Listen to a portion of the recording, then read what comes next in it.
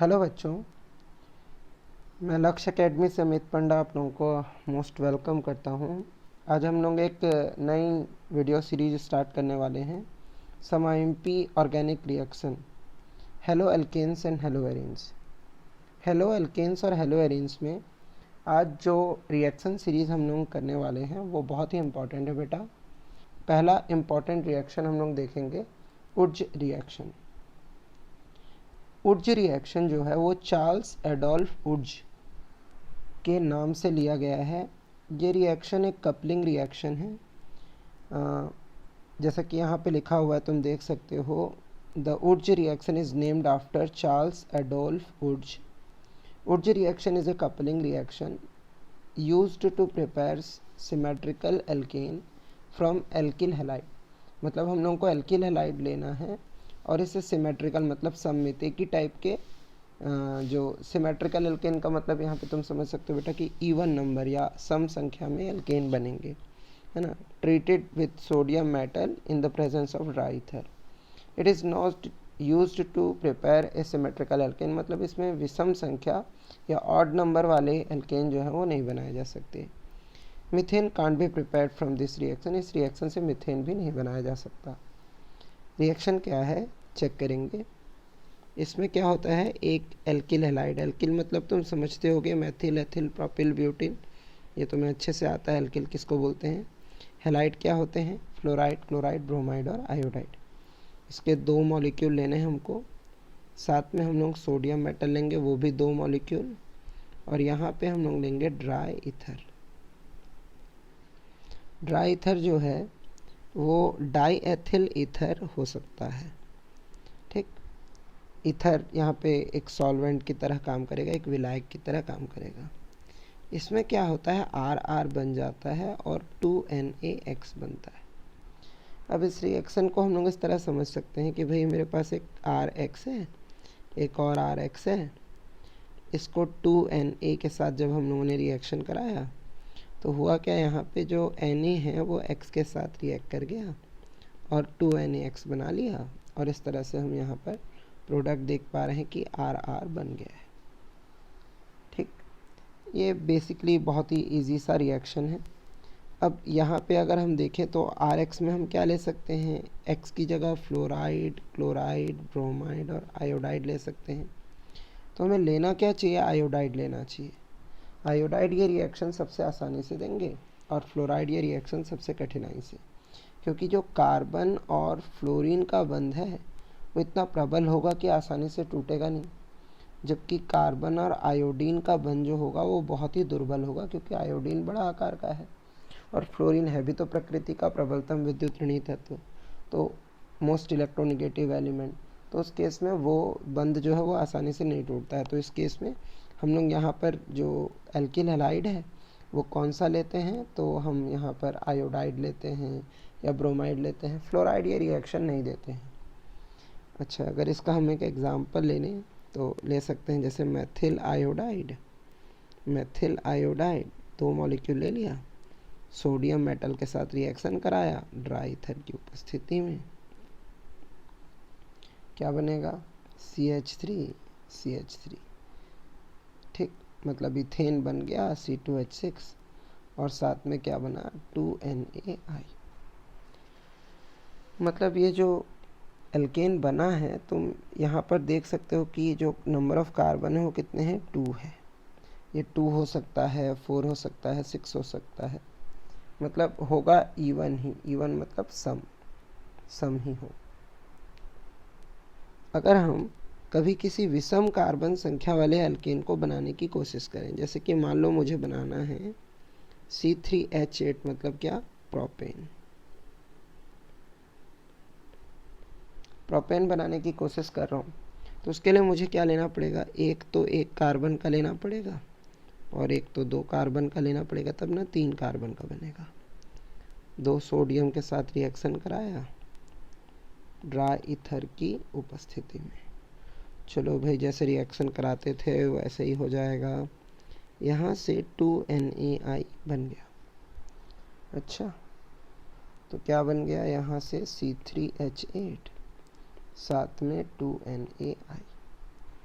मतलब बना क्या, एक प्रोपेन, प्रोपेन बन गया। अच्छा, बट इस रिएक्शन में जब हम ये कर रहे हैं कि एक मेथिल आयोडाइड को एथिल आयोडाइड से रिएक्ट करा रहे हैं, तो एग्जैक्टली हम कर क्या रहे होंगे, एक टेस्ट ट्यूब ले रहे होंगे, एक परख नली, और इस परख नली के अंदर हम पहले डाल रहे होंगे मेथिल आयोडाइड, फिर इसमें डाल रहे होंगे एथिल आयोडाइड, फिर इसके साथ हम लोगों ने इसमें सोडियम डाल दिया, और ये सब डाल करके कहीं से थोड़ा सा हीट वीट कर रहे होंगे। वैसे ये रिएक्शन बिना हीट के भी हो जाएगा, तो प्रोडक्ट बन रहा होगा। अब ये कोई गारंटी थोड़ी ना है कि अगर हम मैथिल का रिएक्शन एथिल से कराएंगे तो मैथिल एथिल से ही रिएक्ट करेगा। अब इसको इस तरह समझो कि अगर मान लेते हैं कि एक ऐसा पात्र है, एक ऐसा कंटेनर है, इस कंटेनर के अंदर में अगर हम लोग कुछ लाल बॉल डाल देते हैं इस तरह से,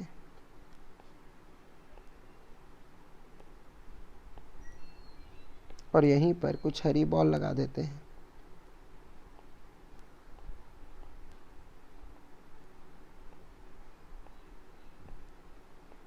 और इनको डालकर हम ये बोलते हैं कि हरे बॉल केवल हरे के साथ टच करेंगे और लाल बॉल केवल लाल के साथ टच करेंगे, या हरा बॉल केवल लाल बॉल के साथ टच करेगा।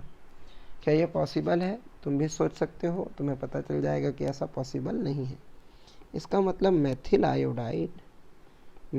आयोडाइड से ही रिएक्ट कर सकता है, और जब वो ऐसा करेगा तो क्या बनाएगा बेटा, क्लियरली दिख रहा है यहाँ पर, यहाँ बन जाएगा इथेन।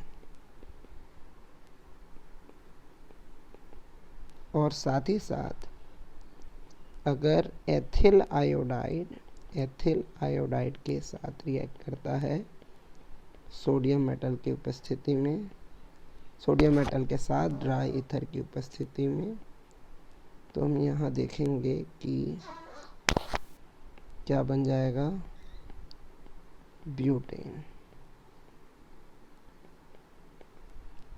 मतलब ये क्लियरली दिख रहा है कि यहाँ पे 3 अलग अलग एल्केन एक साथ बनेंगे, मतलब उनका एक मिक्सचर बन जाएगा, एल्केनों का एक मिक्सचर बन जाएगा। और ऐसा मिक्सचर बन जाएगा जिसे एक दूसरे से सेपरेट भी नहीं किया जा सकता, जिसे एक दूसरे से पृथक भी नहीं किया जा सकता। फिर ऐसे मिक्सचर को बनाने का क्या फ़ायदा? तो ये जो ऊर्ज रिएक्शन है वो एक ऐसे एल्केन को बनाने के लिए ठीक है जो इवन या सम कार्बन संख्या वाला एल्केन रखता है, जैसे कि पहला वाला एग्जाम्पल मैंने लिया था। बट ये ऐसे रिएक्शन को ऐसे एल्केन को बनाने के लिए उपयुक्त नहीं है जिसमें एक ऑड हो या विषम संख्या हो। विषम संख्या में बनाने की कोशिश करने पर हम देखते हैं कि यहाँ पर क्या बन जाता है, एक मिक्सचर बन जाता है।